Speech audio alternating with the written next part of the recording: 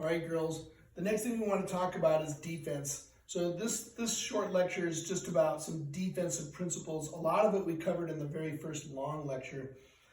First, I wrote down some quotes from a famous author named Sun Tzu. He wrote a very famous book called The Art of War. And you're going to hear me refer to The Art of War lots during the season. Sun Tzu has been dead for 3,000 years, and yet the things that he wrote down are still studied by military leaders, as business leaders. It's a great way to understand how to adopt a mindset for victory, right? For winning.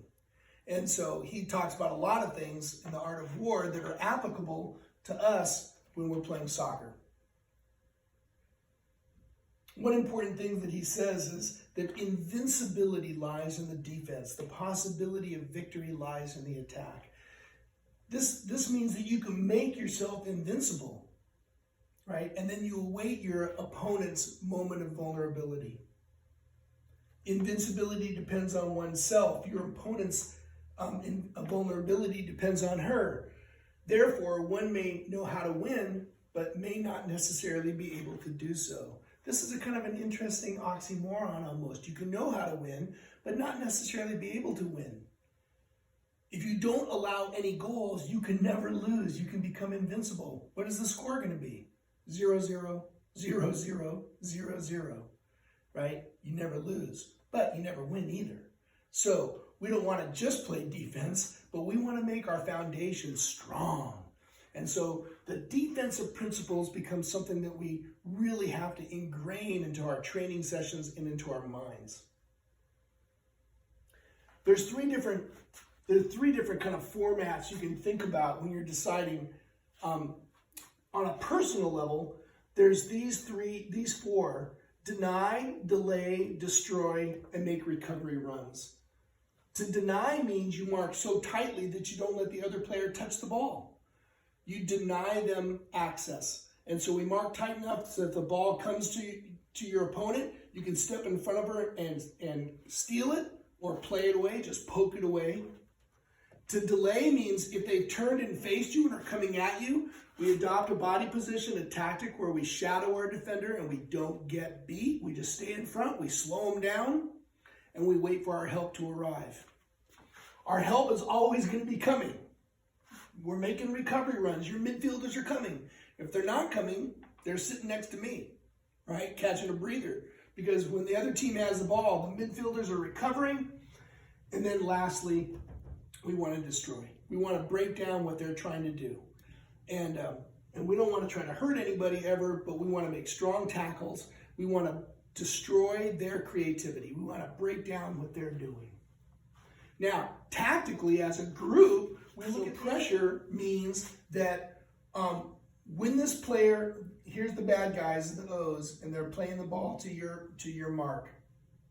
Pressure is stepping in front of them and playing it away, or making sure that they can't turn and face you, that they have to control the ball and play it backwards.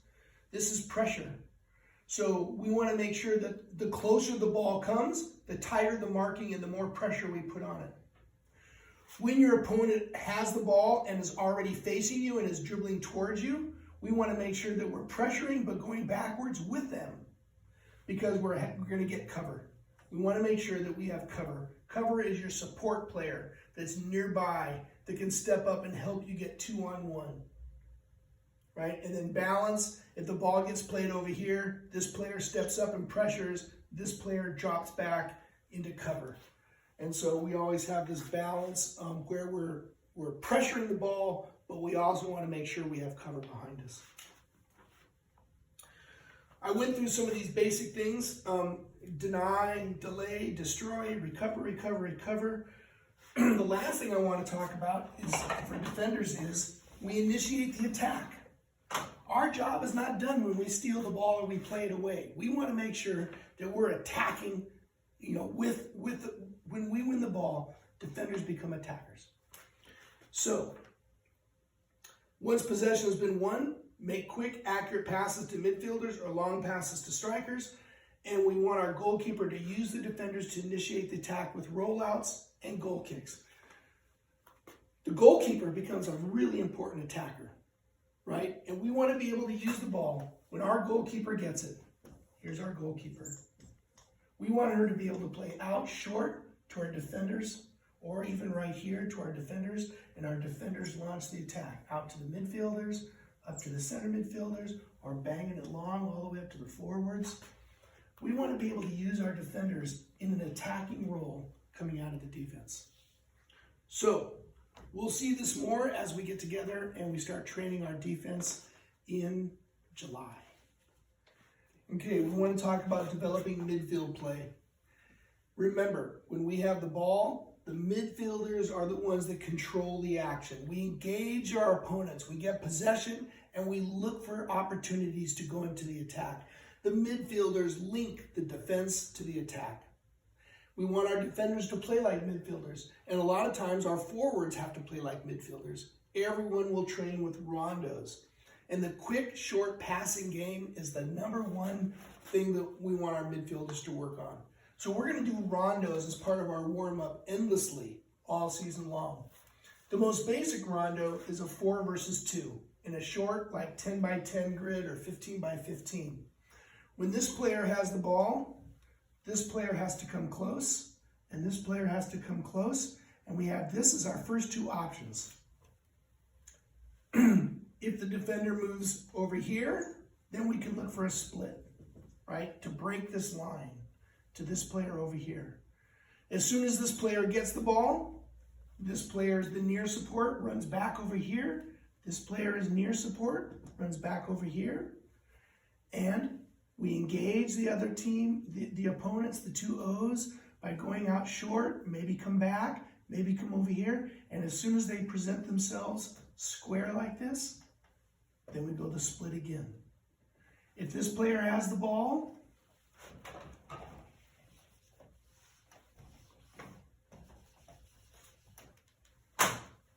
if this player receives the ball here, this player is the near support, this player is the near support, and now we're trying to engage this player, but look for the split. We're going to break that line. We're going to break this line.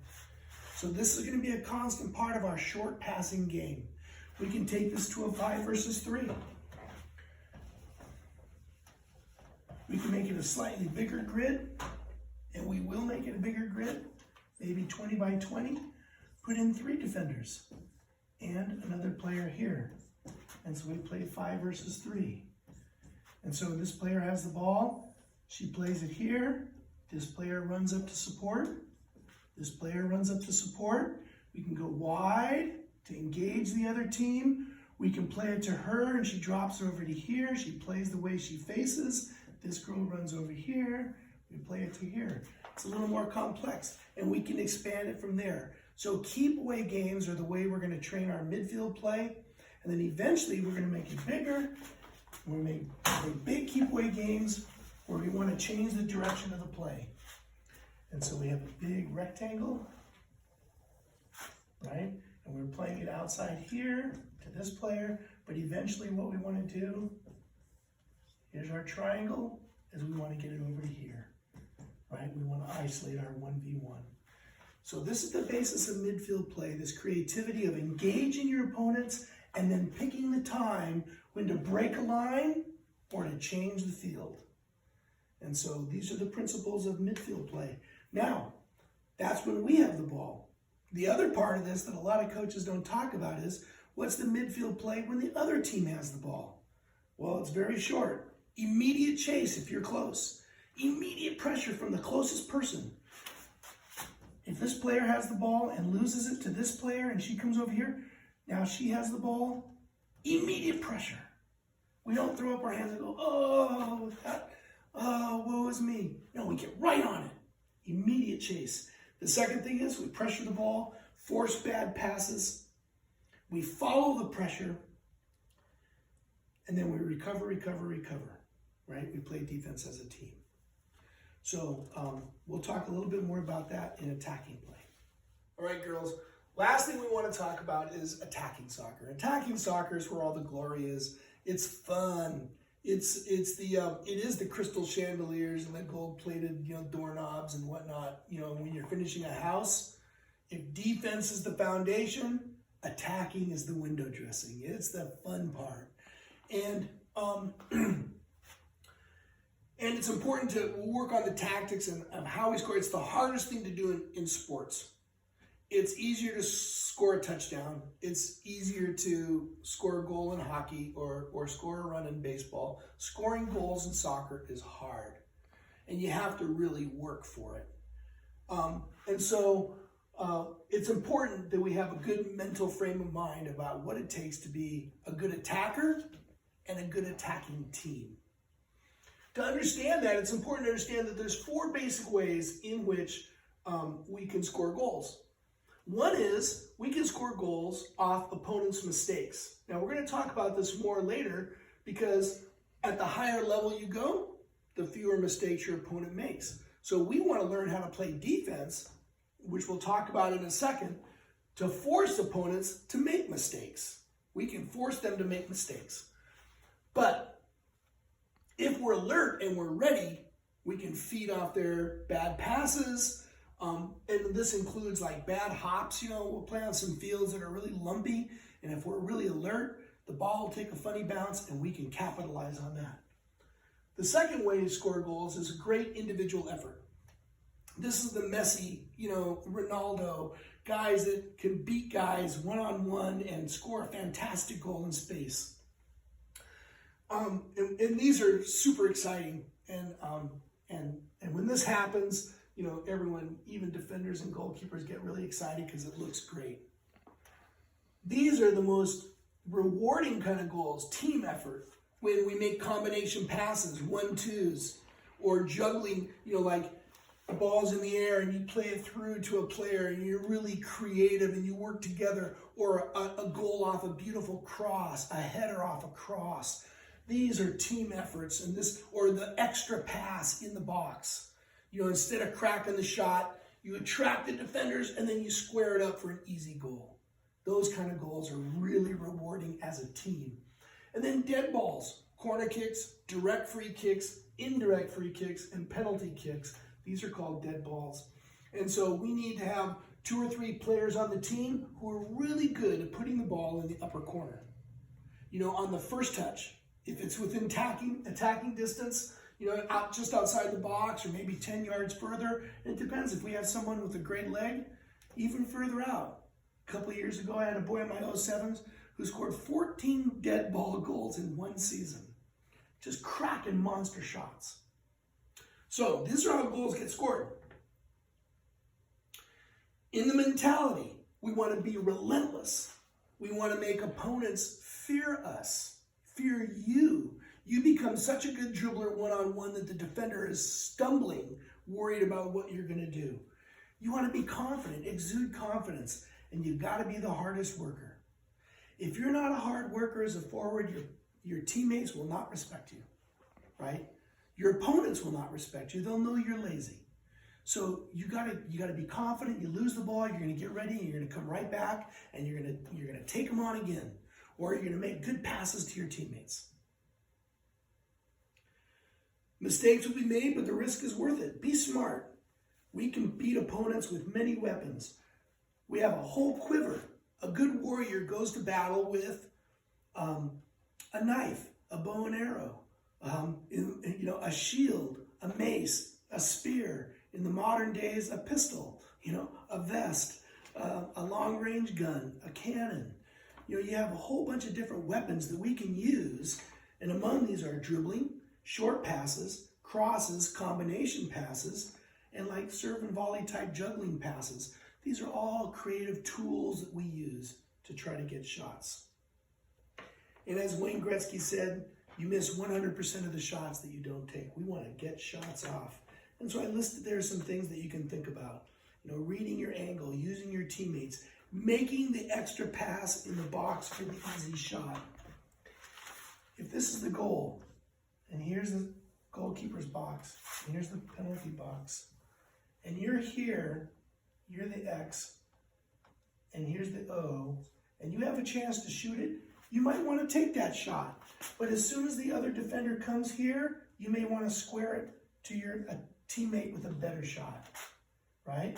The goalkeeper is going to be right here, right? So there's not much angle. This is a tough angle. This is a much better angle. You have a much wider goal. So we want to make the extra pass. Instead of cracking the shot, we drop over here. But then again, if you have the shot, you got to take it. All right. Quickly, girls, I want to go back to the idea of forcing the other team to make mistakes. We want to feed off their mistakes. Since everyone is going to be a defender when the other team gets the ball, the very first line of defense is the forwards, the attackers. And when the attackers play defense, the chances of one attacker pursuing the opponent and winning the ball is not very good, especially if their skill level is high. So we want to do a thing called hunting. We want to follow the pressure. We want to hunt together. And the way this works is that if here's our opponent and she has the ball, the first defender runs at her. Now, our defenders in the defending third don't play defense like that. But we run at her. If she's a decent player at all, she's not going to get caught in possession. She's going to play it away. So what we're doing is we want to make sure that the next player reads that pass. This player forces the pass. This player steps up and follows the pressure. Her pressure, she follows, and she can intercept that pass. Now we're close to the goal. Now, she may not even be able to do it. She may get there, but she already has the ball. Now, where's she going to go? Well, she can't come back inside because we're here. She can't go back there because she's there. So she's going to have to go here. Now, it's going to be easy to steal the ball. The third player in steals it. This is called hunting. If you've ever watched like wildlife movies, I love them when the lions are hunting. And they're hunting a bunch of zebras or wildebeests or whatever. I'm always rooting for the lions personally. Some people root for the wildebeest, not me. Does the first lion ever get the wildebeest? No, not unless it's old and crippled, right? Or young and can't run. The first lion chases it until it's tired. Then the second lion takes up the chase. That one chases it until it's trapped in a bunch of trees. Then the third lion comes in and finishes the job, and then the other lions jump on and they eat it. This is what we want to do. Follow the pressure, hunt together, up in the attacking third of the field. Right? This is all attacking. Their goalkeeper plays it out short. We pressure her. She's under pressure. She has to hurry this pass. We pressure her. The third pass, we got it. Or maybe she just bangs it down. We got it. Right? Following the pressure, hunting together. This team defense creates lots of scoring opportunities. All right, girls, I hope you guys enjoyed this, and I can hardly wait till we get on the field and begin to implement all this stuff. All right.